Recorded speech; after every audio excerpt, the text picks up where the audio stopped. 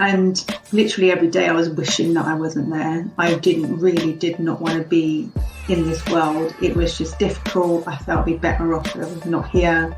And it would be kind of having those thoughts on a daily basis and just struggling to maintain some kind of well-being.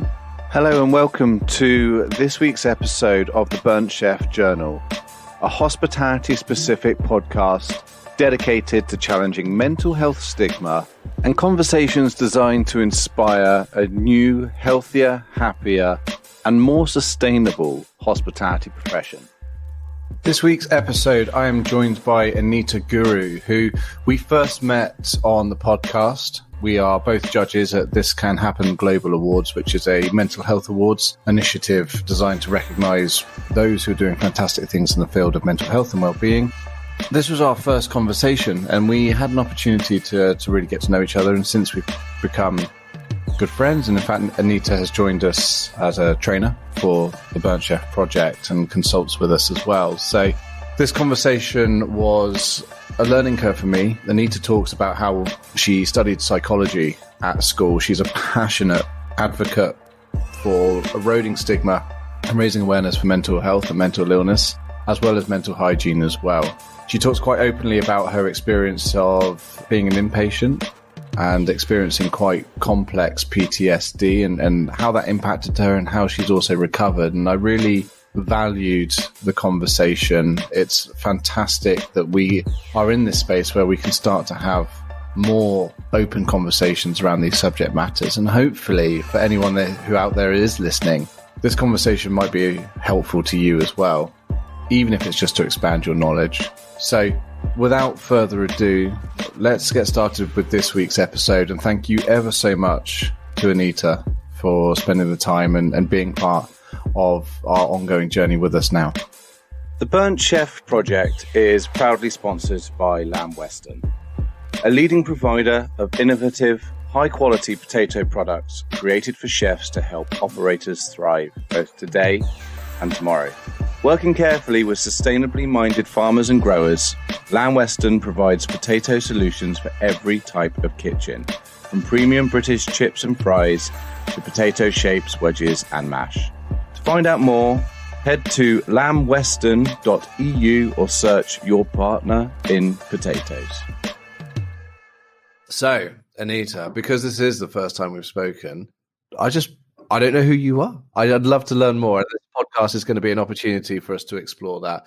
It's going to be an opportunity for us to learn about your background, where sort of you've grown up, where you come from, your relationship with the subject of mental health and mental illness. And similarly to what I've done off the back of my experience, like what have you learned and what are you doing now off the back of that journey? So Anita, if in your own words and your own time, are you able to sort of just introduce yourself and let the listeners know who you are?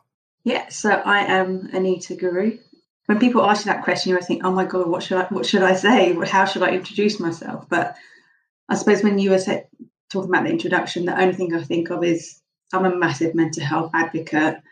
And I was always intrigued by the human mind from when I did A-level psychology. I went on to do a degree in it as well. So I suppose I've always had that interest in human behaviour and what lies behind it. But I fell into a career in HR, in learning and development. So that I've been in that career over 15 years and moved around various organisations. I was born and grew up in southeast London and moved around ever since as an adult. And after I did my degree in psychology, I went on to do a master's in occupational psychology because just by default, I eliminated the different areas. So with psychology, it can go in all different, exactly, you've got clinical, you've got educational. I suppose I went with a safe option. I almost went down forensic psychology route, but I did a temp job at the Crown Prosecution Service, and that just put me off for life. Just that insight into what happens in the world of crime and I was like, no, that's not for me. So that was a kind of safe option. And for me, I didn't realise, but I struggled with my mental health pretty much my whole life for various reasons, various life events from really young. But it was really 5 years ago, it was the tipping point where my mental health deteriorated, and up until that point I'd engaged with therapy, but nothing was working. So I did end up in a sort of a mental health facility as an inpatient, and from then it was almost like I had to break myself so much in order to rebuild. And through that journey, became really passionate about trying to break the stigma around mental health. And what I try to do, and have been doing for the last sort of 2-3 years, is trying to raise awareness and be very open with my own story, and just try to open up the conversation. I'm a natural empath and very helpful individual, and I try to support others. But yeah, that's kind of me, I think. I love it. And the reason why we're talking is I reached out to Zoe Sinclair, who runs This Can Happen. And as we spoke before we went on air, Jack, one of our previous guests, was also suggested by Zoe as a must-have person to speak to. And so she spoke very highly of yourself. So I had to get in touch. But with all of these podcasts, I deliberately do a very, very bit of research just so that I know sort of where the conversation lies. But I love these as an initial conversation to explore more about, yourself and your journey. And we'll touch upon some of the bits that you've mentioned throughout the conversation. But having studied psychology myself at A level and knowing the reasons why I got into it, what was it about the psychology that led you on to studying that and taking that on as a career? So I knew nothing about psychology in high school. And I think my brother he's like a year or two ahead of me, and he was doing it. And I was like, that looks interesting. So I did A-level psychology, and I think I had such good teachers as well. They were like young, not long, kind of done their teachings or qualifications. So they were quite fun as well. But it was the content. It was the understanding how the human mind works. And it wasn't just the behavioural side, it was also a bit of the science side. So how the brain operates, what is like causes certain things to happen. Animal behaviour, we studied that as well. It was really interesting. But I can confidently say the one aspect that I didn't enjoy was the statistics. That's not me, but obviously it forms a part of it. But it was really trying to get into that human behaviour, and I just wanted to understand more. And that's kind of what I think led to me choosing to do it as a degree as well. I wanted to get a bit further in. I didn't quite know at that point which way I wanted to take it, but I just knew I wanted to learn more about humans and how the mind works. Yeah, it's interesting. There's a similar sort of reason why I explored it. It was trying to understand what makes people tick, and I guess inadvertently what makes ourselves tick as well, right? Like trying to understand our own brain and makeup and why it works like it does. Are there any particular bits during your studies, any models or experiments that historically had been done that really stand out in your mind as like, oh my god, this is why I get into psychology? Is there anything in particular that you can remember that you could talk about? I think the classic kind of conditioning studies. So I can't remember the names. It's been so long ago now. But yeah, it was all about, how certain things can condition you to react in a certain way without you consciously realizing. Then obviously the Freudian theories in terms of your id, your super ego and your ego, and how they all interact and what goes on in the subconscious. And the other thing is where you can almost, where you are in the here and now, you can trace it back to something in your past which is causing something to happen in the here and now. And just being able to make those connections, like you said, I wasn't just understanding others, I was understanding myself. So this is why I might be this way, or behaving this way, or feeling this way. So it definitely gave me an insight to myself and understanding why I do certain things. Yeah, that's because one of the studies that sticks so strongly in my mind, and one that I think I've mentioned a couple of times on the podcast that relates to certain environments, not just hospitality, is the Stanford experiment. I thought you might say that. Yeah. So for me, that experiment was very interesting to show how human behavior can change in such a very short period of time based on the environment that they're in, and often against their own character as well.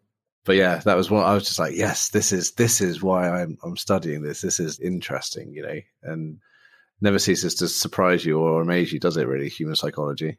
Yeah, I mean, you just see it playing out now. If you just use social media as an example, yeah, you can easily, and the media, how they can switch someone's thinking and take people in another direction to what they normally might not be thinking about somebody or something. And it's incredible. I mean, life is just one big social experiment, let's be honest. Yeah, we're not going to go into the simulation theory, are we? Like, we're all sat here just in a giant computer waiting for the world to wake up. Yeah, and it's interesting because when people would learn, or even sometimes now have learned that I've done a degree in psychology, they're like, oh, you're analysing me, aren't you?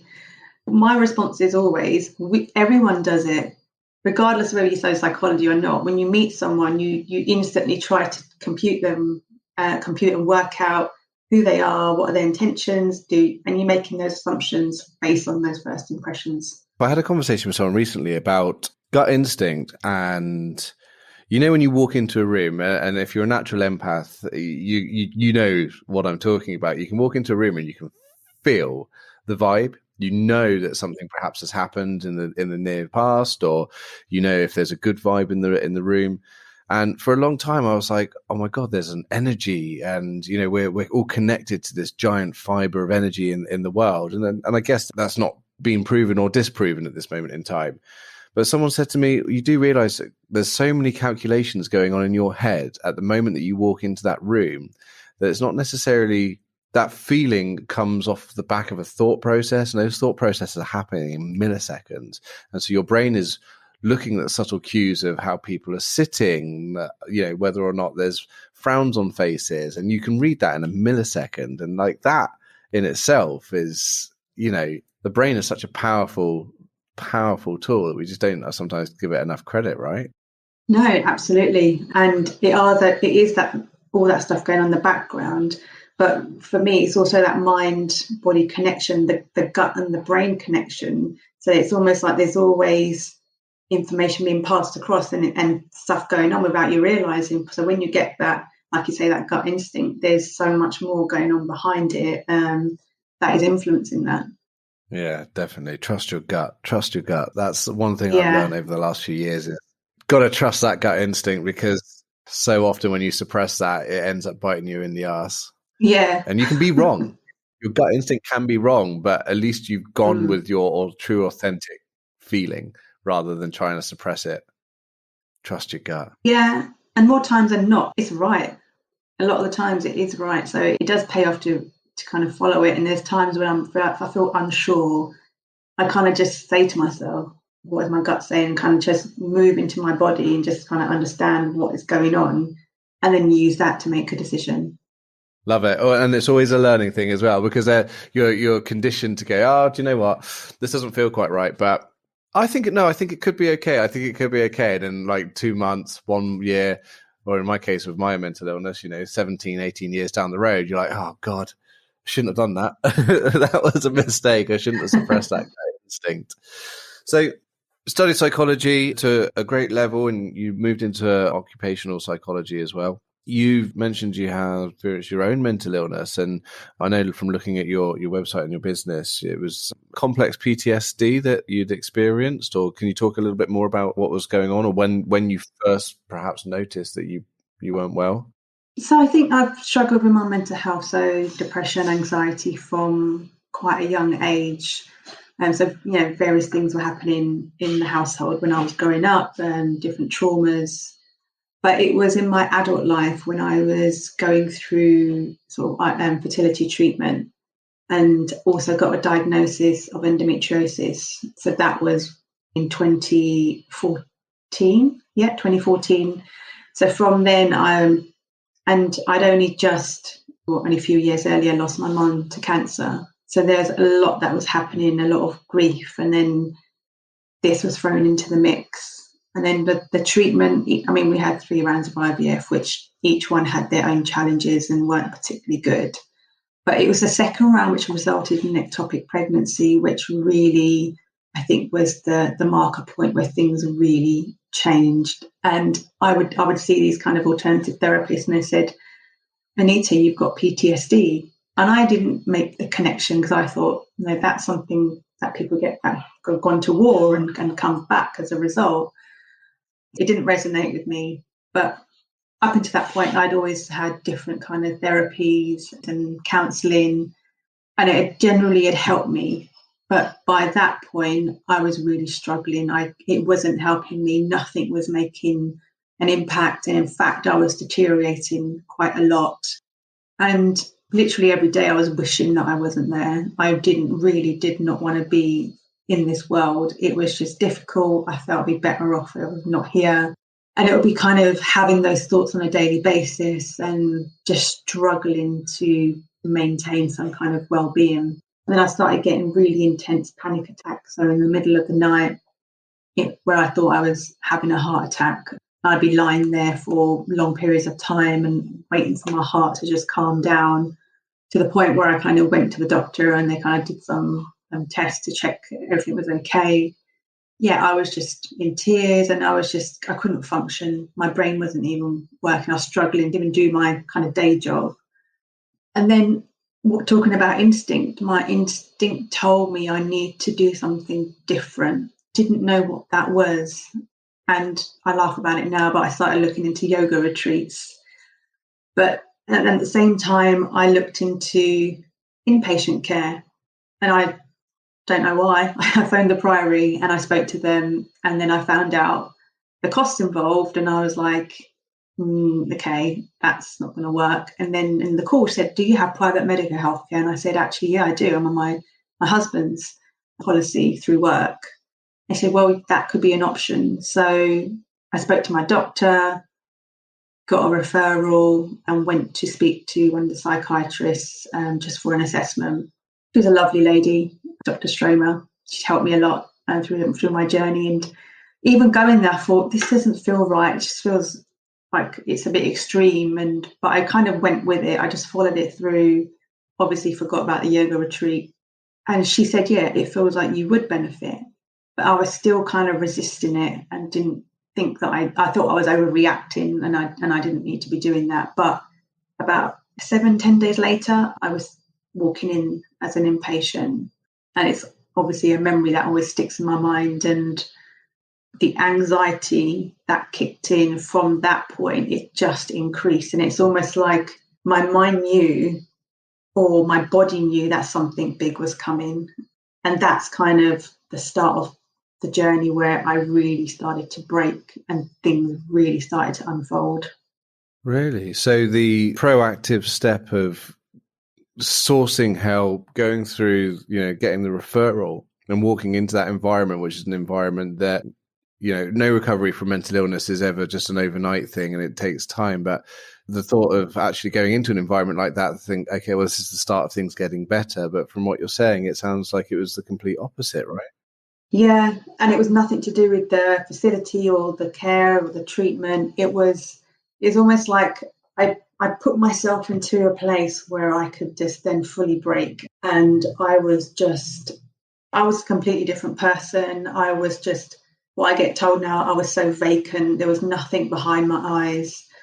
But internally, there was this storm going on. I couldn't control, like my heart was constantly just on high alert and it was just racing. I'd never taken medication up until that point. I always believed in, getting to the root cause and not using or going to medication. So I was there for, initially it was meant to be 2 weeks, but it got extended to 3. And, I engaged with everything that was there. So all different types of therapy. So it was group psychotherapy, there was art therapy, there was drama therapy, obviously one-to-one work as well. And it was just bringing up so many different things. And it was actually only the start of it, the scratching the surface. And when I checked out, but I was going to continue as a day patient, that means you go there, just access the different treatments I just mentioned. And then what started to happen when I was at home is I started to feel really unsafe. There was nothing around me to suggest I was in danger, nothing at all. Everything was normal and stable.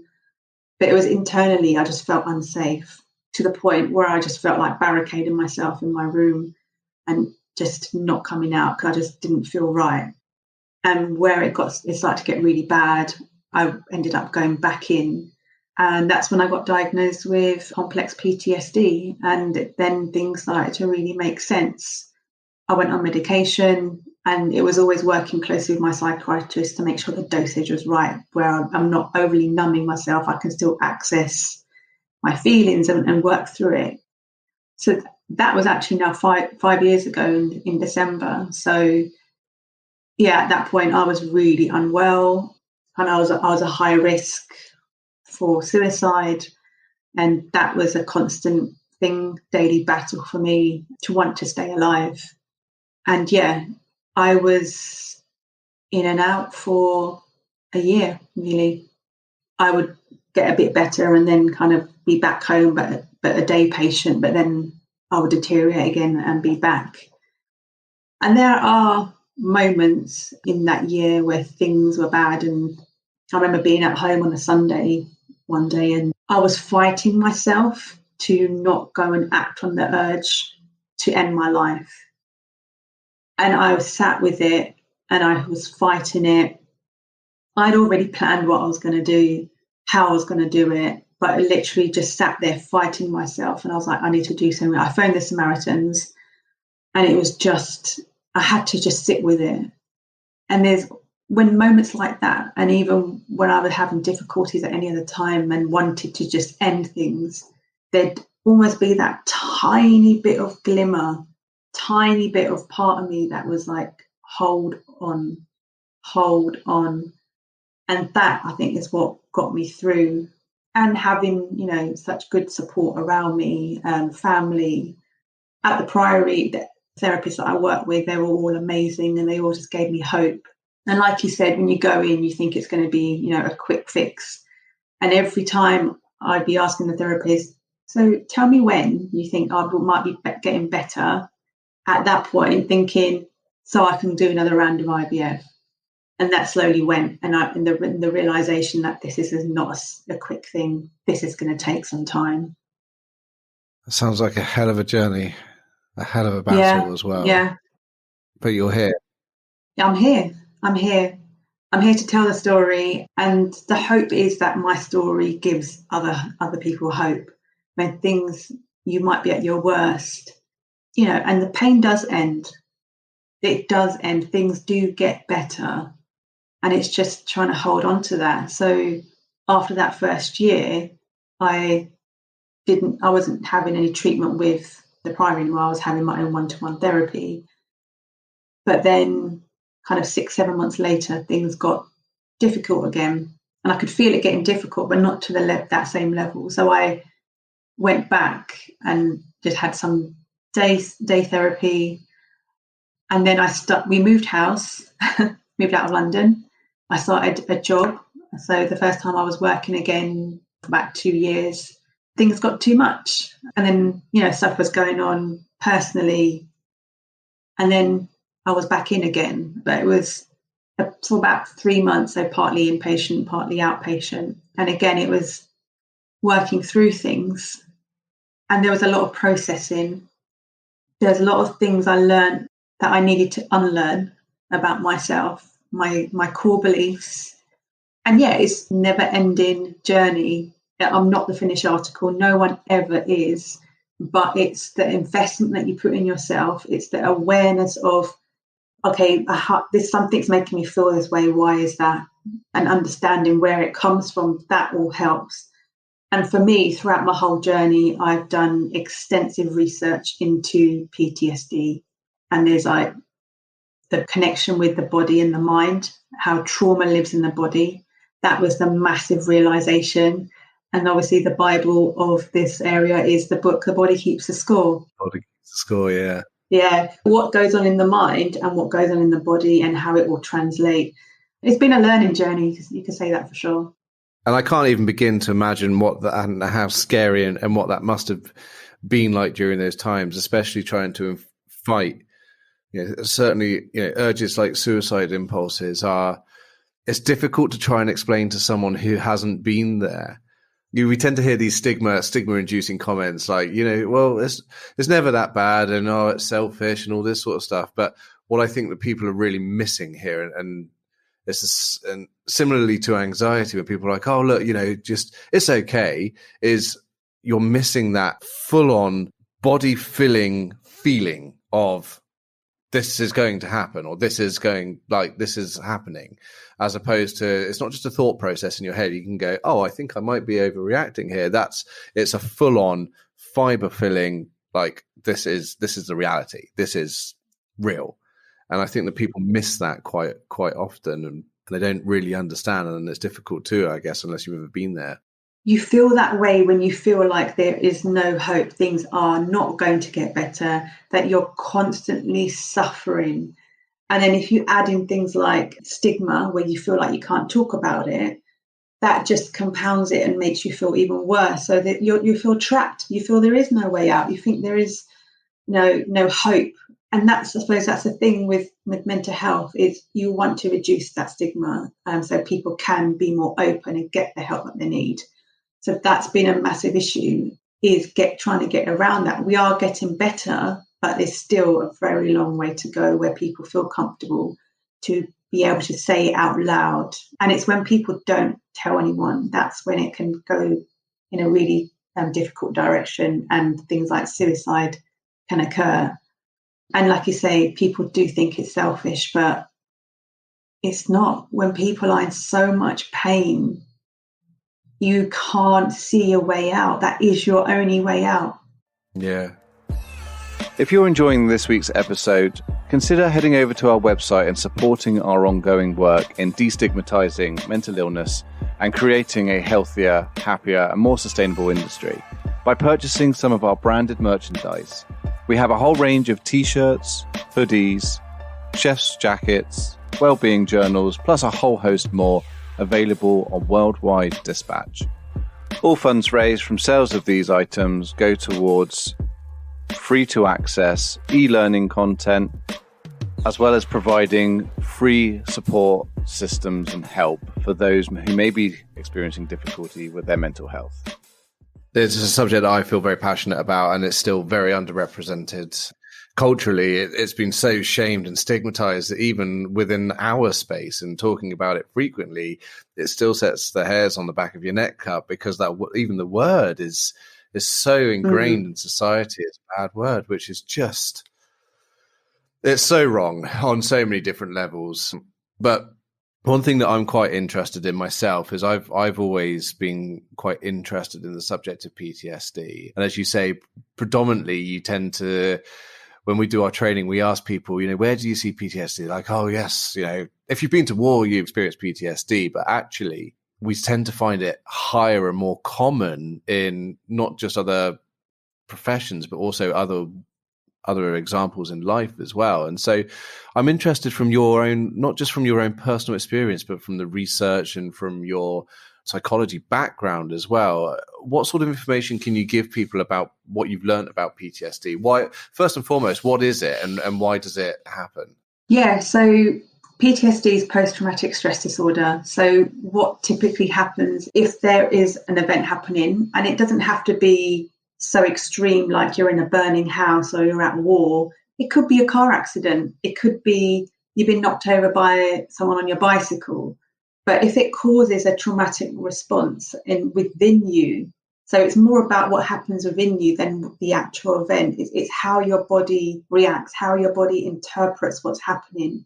So what can happen is, in the moment, your brain goes offline. Your brain goes offline and everything is just going on in your body. So your brain essentially is not processing the event as you would normally. So it ends up kind of sitting elsewhere and not being processed. So then what can happen is things can trigger you from that point. So if there's a smell, if there's an experience, if you watch something on TV, it will can trigger a response in your body and almost take you back to that moment, because essentially what's happened is that memory hasn't been processed, so it's still constantly getting re-triggered. So what can happen is that develops other feelings. So it might be things like depression or experiencing anxiety, and it all feeds into your mental health, and it can cause your mental health to deteriorate if you're not almost dealing with the initial event or what's caused it. And obviously other things can happen and which can lead to you feeling things, symptoms linked to depression and anxiety, but it's almost, you need to find a way to process that memory. And I mentioned before, the trauma tends to live in your body. So what, for my personal experience and what I found helped me, and it's not for everyone, is when I did one-to-one therapy, it was working with the body. So what would happen is we would be talking about something and she's saying, where are you feeling that in your body? And I would hone in on that and work on it. And actually things would come out by me almost focusing on that part of the body where there's a reaction happening. So it'd be, for example, I can feel knots in my stomach, put my hand on my stomach, what is it telling you? And it would literally tell me things, memories would come out. Sounds insane, but it works. But it's about finding the things that help you to process those memories or that event. And it is very much about how you interpret things. So if, for example, you're a young child, you don't have the awareness of an adult, so you can attribute things about yourself. So it's to do with you. It's my fault in some way. I caused this. And that you grow up with that sense of responsibility and blame, and that will then feed into your relationships and how you interact and feel about the world. I find it very interesting because I think that certainly as a subject matter, I mean, we know from recent studies that actually women who have given birth, PTSD is becoming more and more apparent with certain women who've had quite traumatic births, certainly. And for a long time, again, that was sort of written off by the medical profession. Oh, they'll be fine. But actually, they're now starting to see that link in the brain, it's the hippocampus and amygdala, isn't it? And how that can be fractured and how that can then have quite an impact on, a long-term impact. It's, again, another part of mental illness or that people just don't talk enough about, and that more awareness needs to be brought up, and conversations like this are really key. And the great thing is there's so much being done about it now as well, isn't there? So many breakthrough treatments that, I say breakthrough, treatments that have existed for years that are now being revisited that actually are having quite profound effects on recovery rates for things like PTSD, right? Yeah, and you've got things like EMDR, which is typically what will happen is the movement of the fingers. So you'll be talking about an event, and this is a way of processing things and almost putting it into that filing system, which it should have gone in initially. And that is used quite a lot in trauma processing. And like you said, the amygdala is in the back of the brain. That's your alarm system almost. And a traumatic event can trigger that, but then it continues. It continuously thinks that you're in danger, so you're in the fight-flight mode. Body doesn't need to be, and that's where your kind of body's a bit hyperactive in responses, and you might overreact to something which is triggering that because it feels like a bigger thing is happening when it's in reality it's not. Someone who's listening to this is experiencing some of the things that you felt initially with regards to responses. What's the first thing that you with your experience would suggest that people can do to go get help? So obviously there's different access routes. You can speak to someone with the NHS. Granted, there obviously are long waiting lists and accessibility. If you do have things like an employee assistance program through work or private medical, those are two other touch points that you can access treatment. And obviously there are charities like Mind, Rethink, where you can access treatment. And sometimes it is partly doing a bit of your own research as well to understand what it is that you might be experiencing that can feed into your conversation with that professional, because sometimes they are time poor. They might not necessarily have had the enough experience or kind of background in trauma to understand, okay, this is what's being presented. So I think it's, from what I realised when I kind of had my real kind of crisis point, up until that point, counselling was helpful, but it was almost like a bit of a sticking plaster. It dealt with the more surface level. And what I found with the psychotherapy, it went on a deeper level to really go back into things. And at the same time, I was being educated on, why I might be responding a certain way. So that is helpful. But I would definitely talk to a professional. I mentioned before, I was kind of I didn't want to go down the medication route, but what that medication allowed me to do is to be able to function. But I think it's doing what feels comfortable and what is helpful for you. Like I said, still not being completely numb. So I was on low dose antidepressant and also taking something for the anxiety when I needed it. So it wasn't a dependency. But sometimes you need it to function and to, so you're not constantly feeling such intense feelings. But yeah, I think talking to a professional and being able to be vulnerable and not avoid talking about things which are really difficult. It's never easy, but talk about the things that you feel that you're avoiding, because those are probably the subjects that you need to be focusing on.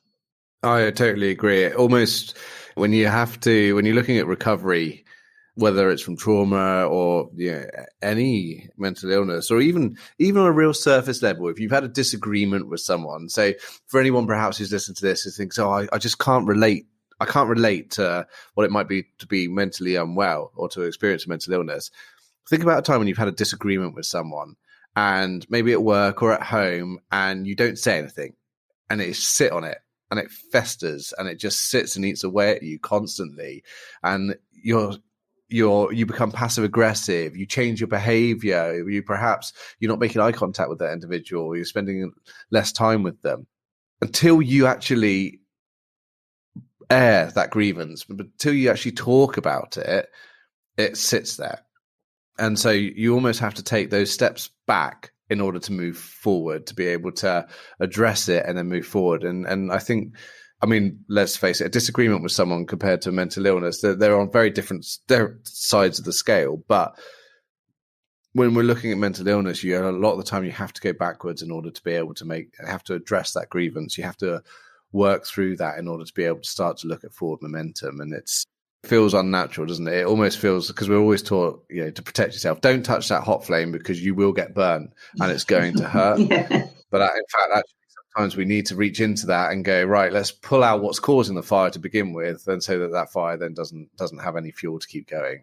Feels sometimes a little bit counterintuitive, but it does work. It does work. Yeah. There was a really good therapist. He had a different approach, but he really got things out. And something he said to me, which just reminded me, he said, one of the reasons, Anita, I think you keep coming back here is because you're not saying what you need to say. And that has always stayed with me. And I know that when I'm not saying what I need to say or expressing myself, which it's always been a challenge, I can feel the build up physically in me. So it is, I think, really important to express yourself, because I would say it's a basic human need. And if you don't, it does sit in you, it does manifest, and it does then leak out as in other behaviors and other relationships and impact your mental health. So for me, that was a really, really big learning point. He used different methods. He got me doing the empty chair, talking to an empty chair and imagining who it is there that I need to have the conversation with. He had me screaming in a room full of people just to get it out, because anger is something that I struggle to express, and it always just sits in me, and it just comes out in other forms of, for example, sadness. But anger is a natural human emotion which needs to be expressed in a constructive way, not destructive, but it's normal. It's normal to feel angry. Yeah. Something you said at the beginning of this podcast was that you're a natural empath, but you like to please and to solve problems. And it's a personality trait that I personally resonate with, because you don't want to inflict anything on other people that potentially can upset them. And so as a result, you tend to swallow some of those, some of those things, and you go, it's not a big deal, actually, I'll deal with this. And it's funny how those start to bubble and eat away at you and sit. So expression in all forms is healthy, because, as I keep saying, and my rhetoric hasn't changed since day dot, we are just animals. There is no one on this planet, even your biggest hero, who, whether they're ex-forces, whatever it might be, everyone feels emotions. Everyone feels exactly the same sort of feelings and sensations in their body, whether they choose to express it or not. Trying to ignore that and deny that is just to deny the fact that you're a human being and that you exist.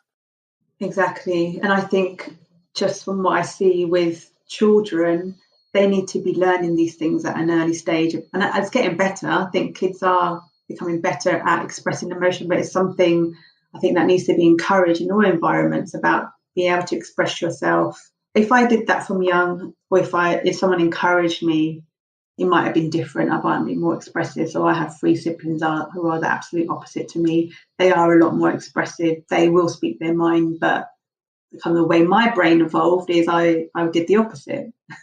Yeah. Yeah. Funny enough, my sibling is complete opposite to me as well. She was very much if she saw something that was incorrect, whether it's culturally or politically, she would say it. And I was always in awe because she's 3 years younger than me. I was always in awe of her at school. I was like, how can you do that? Like, what happens if you offend someone? She's like, look, you can't go through life, Kris, pleasing everyone. And she was only 12, 13. And I was like, you are like, wow, you're my idol. And for years, I was always the opposite way. Oh, I can't, I disagree, disagree with that. And she's a happy, healthy, human being. And yeah, she's not perfect. None of us are, but she definitely didn't struggle with the same issues that I had from the early age. But we're not conscious enough at a young age to be able to say, oh, do you know what? We should express ourselves. It's a perfectly good way. I think there's definitely a learned skill, right? Or inherently, sometimes you are just born with the ability to do so quite comfortably. Yeah. And I kind of try and trace back the people pleasing to when I was younger. So when I was young, I was growing up in a household where domestic abuse was happening. My father was an alcoholic. And in my mind, maybe it's part of my nature, I wanted to try and help my mum and make things better for her. And I found the only way that I could by being really good, being like well behaved, helping out around the house. And I think that was probably the start of me trying to almost save people and be a people pleaser and I think that's where it kind of started and evolved, and obviously came out in different ways as I was older. But it's realizing things like that where you could then start to become more conscious about it and try to shift it to protect yourself, because people pleasing is you're putting so much importance on others that you lose a sense of yourself. So it has been, for me, part of the journey is becoming more familiar with who I am and what it is that I want. Yeah. And I think certainly within hospitality, that's something a lot of the listeners will resonate with as well in a service industry where often enough you are doing it for the customer or the business or for your team members. Often enough, we tend to do so at a detriment to our own well-being, whether that's not stopping for a break or drinking enough water or missing time with our family or friends or exercising or all of these other things that aren't as important as providing the very best service possible. And we need to try and regain that equilibrium. Talking of equilibriums, so and I also want to thank you for talking about your experience as well, because, people listen to our guests and they listen to me talk about our experiences of mental illness. And yes, perhaps it gets a little bit more or a little less uncomfortable the more you talk about it, but it's still, it still takes energy and it still takes, courage to do so. So I appreciate that. Thank you. What have you learned moving forward? What does your recovery look like? What's your mental hygiene or mental fitness looking like nowadays? What sort of things are you doing that give back to you and to, focus more on your well-being? Yeah, so something that I realise is when you're feeling intense emotion, especially when it's a really low mood or really anxious and it's like you feel it in your body, is just getting up and moving. And that could literally be getting up off your sofa, walking around your house, could be going for a walk, could be engaging in some form of exercise. Now, for me, I absolutely love dance. So what I do quite a lot of is I just follow YouTube workouts, which are all about dance, and instantly my mood feels better afterwards. Because what I find is when it's like your emotions become stagnant, they're not moving and they're just sitting with you, and it makes you feel worse and worse, and you're carrying this weight. But literally just moving up, getting up, moving your body, it just, I think, can create that shift and kind of get things moving around. And what I try to do, and most days of the week, the first thing I do when I get up is I go for a walk. So I will get out into nature. And again, it's that movement, I think, which gets your body shifting, helps stabilize the mood, getting that fresh air and just kind of kickstarting my brain, because otherwise I feel like my brain gets a bit lethargic. So I think that walk really helps me get up and move. Something I discovered when I went into the Priory, so they do like blood checks and stuff, and then the doctor said, you've got really low vitamin D, really low. And did you know that you're prone to it because of your ethnicity and it impacts your mental health? And I was like, I did not know this. So from then, I take supplements of vitamin D. And especially obviously in the winter, it's worse where you're not getting that. And this is what I tell everyone: take vitamin D for your mental health. Make sure it's at the right level. So that's another important thing. And then something I've discovered through my journey is I love to be out in nature. So I do go out for long walks. I connect with the colours around me. I love autumn with the changing of the leaves. That I just love being out there. And I'm really lucky I live outside of London, where I've had some really nice spots to go walk in and just disconnect from life. And at the start of my recovery journey, I was in the Priory, and what came out of me was poetry. It just literally reams and reams of poetry, and a lot of it is centered around mental health. But it was a way of expression, and what I found is what sometimes I couldn't speak, I could write. So that could be a form of journaling. It is a form of almost therapy. It's getting things out of it's getting that stuff out of your head. So you might be ruminating, catastrophizing, thinking about things from the past, and you literally get it out of your head by writing it down or saying it out loud. So it's finding the things that help. But for me, poetry, it's when I look back now, I can track my journey in terms of how dark my writing is. And sometimes I read stuff from back then, it's like, wow. And for me, it's something I've continued. I still write poetry, and I share it more often. Got my first magazine publication this year, which is great. Oh, well done. And I've been, thanks. And for a while now, I'm like, right, I need to get that book together. So what I did, I had it all written down. I've got it into a Word document. I've got a spreadsheet inventory of them. So I just need to, the next year now, I think, is to do something with that. So I love all things writing. Human connection. I think if you can find someone you trust and feel like you can open up to, and sometimes the hardest thing is getting those initial words out, but is take that risk.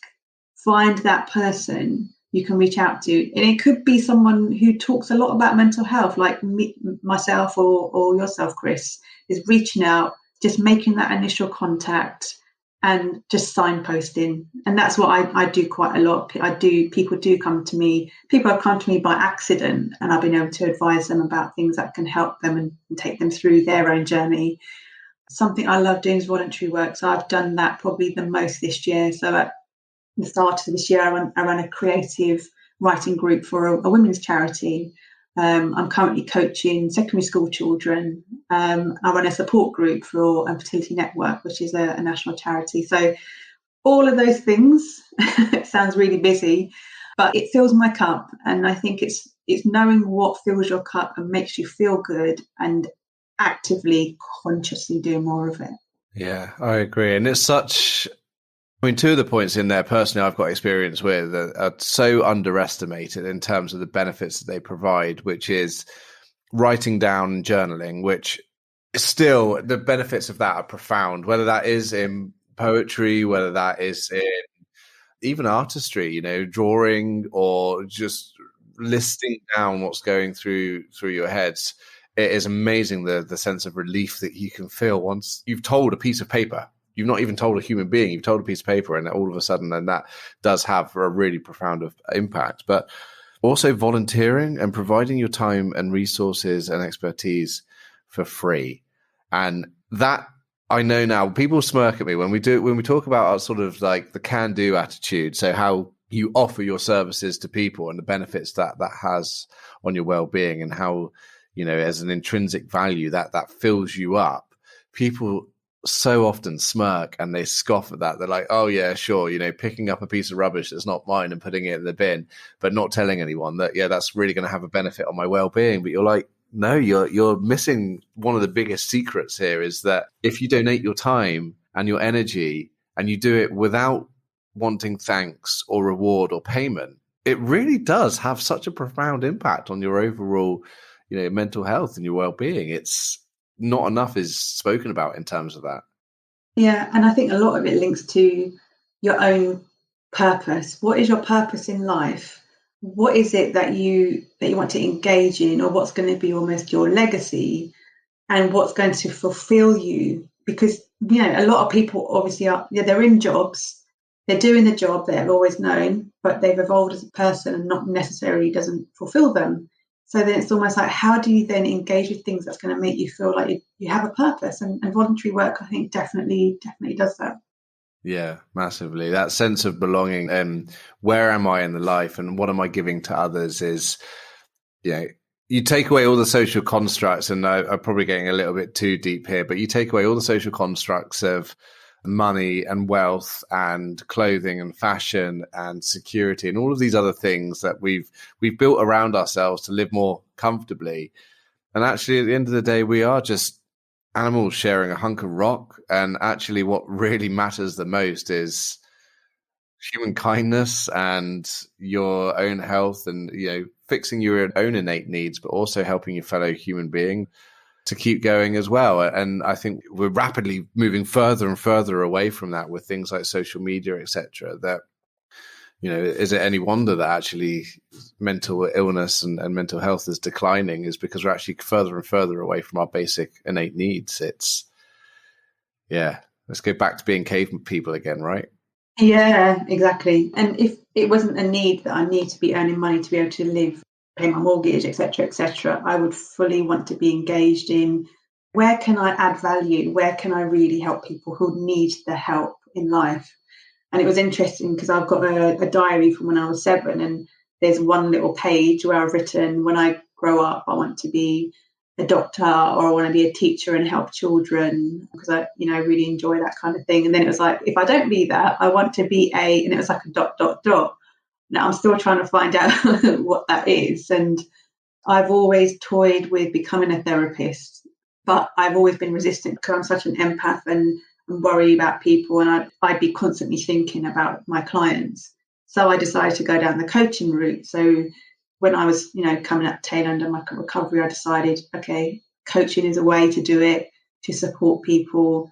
I can bring things into my toolbox and different approaches which support it. But it is very much it's action orientated. It's thinking about moving things forward to help people feel better. And so that for me is one element of, how I can be helping people to move forward, because I have this experience and I suppose insight into, okay, you're feeling this way now, but what's causing it? What's going to help you move forward? What can you do differently? So it is very much about taking a future approach. Yeah, massively. I loved your what is my ... Yeah, that was up until 6 years ago. I didn't know what my ... was. I was just doing what I thought was expected, getting a job and paying bills, and that is a need. Unfortunately, that is very much a need of the world. But perhaps connecting with your inner child, we all need to connect with our inner child a little bit more. And what was it that you wanted to do before you had all the pressures of life and the world? And what was it that got you out of bed and got you to eat your Cheerios or your cornflakes in the morning? What was your aspirations then, and what can we do to get back there and try and make it financially viable to do so as well? It's a big area of passion. So if you were to go back and speak to your 7-year-old self now, what would you say to yourself that hopefully would allow your 7-year-old self to feel a little bit more empowered? I think just touching on what we said earlier is speak your mind. Don't hold everything inside of you. Speak how you're feeling, speak what you need. And I think that's a lot of people struggle with, is saying what they need because they don't want to, put something on someone else, or, but it's very much, you need to say what you need. Yeah, I really struggled with confidence quite a lot. So going back, I'd probably say try to be more vocal will probably help with that confidence and help build that up a bit more. Be fearless. Don't worry about what people will think, because most of the time people are not even thinking about you. They're thinking about themselves. And really, what does it matter what someone thinks? What does that add to your life? What difference does it make? What impact does it have? Don't worry about it. Be a bit more fearless and try to push the boundaries. So I'm very much, especially when I was younger, rule abiding, be that good girl, do what I'm told, but push those boundaries a little bit. And I think that can also feed into confidence. And yeah, don't be constricted by what other people expect or boundaries, but have boundaries. Definitely have boundaries, because that is something I've only started doing the last few years. I didn't realize, and how much difference it can make to you feeling empowered is don't do the things you don't want to do, and don't let other people cross those boundaries with you. And that's a lot of time can impact your mental health when your boundaries are being crossed and you can't say what it is that works or doesn't work for you. So I think those are probably the key things. I love it. A lot of really valuable insights there. A lot of valuable insights, and ones that I completely resonate with as well.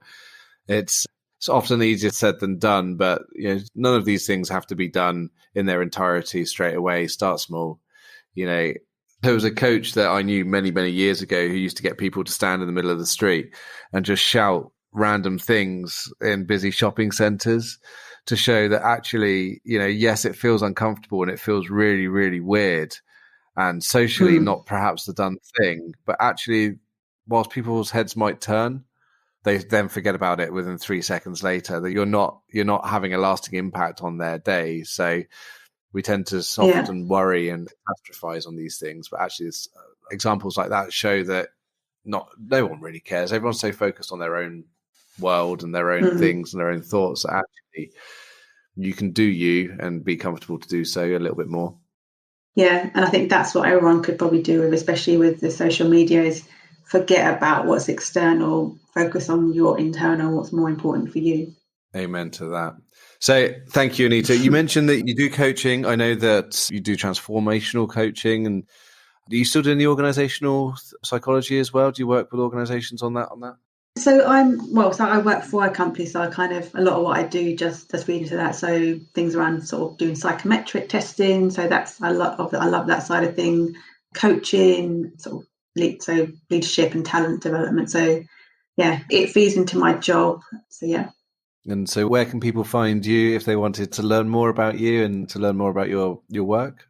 So obviously I'm on LinkedIn, and then I've got my own sort of coaching website, and yeah, I can share the details of that as well. And that's where I can be found. In terms of my poetry on Instagram, it's @poetry knows no name. So I can share that with you as well. Please. And we'll put that in the show notes at the end of this as well, so people can have easy link to that, because I'd like to read it myself and I'd like to learn more. I've never written any poetry ever. So you might inspire me to try something new. Give it a go. Thank you. Anita, thank you ever so much for joining me today. It's been a pleasure having you on, and thank you for sharing your experiences. No, thank you for the opportunity.